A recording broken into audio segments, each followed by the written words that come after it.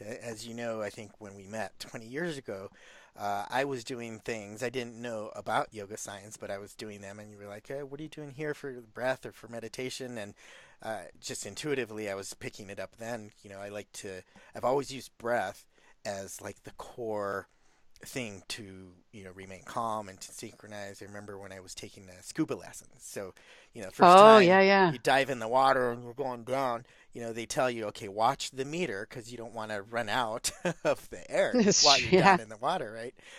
And I remember, okay, so I always practiced breathing and remaining calm that way. So I'm pretty calm down there, and I was hardly using any of my air when everyone else was down in there and they were stressed, so they're breathing really fast, and they're running out of air in 10, 15 minutes when I still had 95% of my air left. And it's because you just remain calm and breathe normally. That's what the instructor said. Breathe normally when you're down in there. And of course, that's very hard to do when you're thrown into an alien environment. Uh, Right. but if you, Again, that's the tension, right? right, You're in an environment that you're not used to. It creates that tension. exactly. Yeah. When you just said something, remain calm. What do I mean by that? I say that at the end of every podcast. I had heard Robert Sabota say that once when he was giving a lecture, just remain calm. And it just stuck with me because I needed it so much. And then I put the acronym on it with, or what it means, remain calm, consciously aware, living in the moment. Because, when we live in the now and we live in the moment, tension goes away. You can't be tense if you're in that moment in time. And you're in that moment in time by watching the breath, just going right in. You go right back into, you bring your mind back home.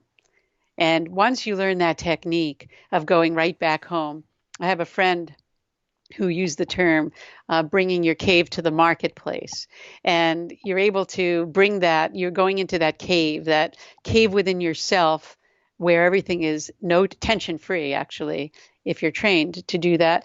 And you can actually go there at any time and be free of tension. And then at the same time, that really is remain calm. You're aware of that moment of going back into the cave. You're actually aware in the real ideal sense of who you are. Because you're not the body, you're not the mind, you're not the breath. Then who are you? Well, who's the one that's doing the breathing, as I always say? I've been working on this Return to Radiance program that's coming up, and the whole idea is one of the first things. And I did that with the resilience training too. And I think even in Feeling Good Matters, I've always asked, I started with, who are we? Are we the labels? Labels belong on jars. We're not the labels that we put on ourselves. That's all the mental programming. But we're much more beyond that. And once we get rid of the chains that hold us down to these belief systems, as you said, belief systems, we're able to be free of all that tension. It's an incredible feeling. I'm still in the work in progress because I still have to deal with technology and computers. Sure, I it's think, a work in progress for all of us, I think. yeah. But So yeah.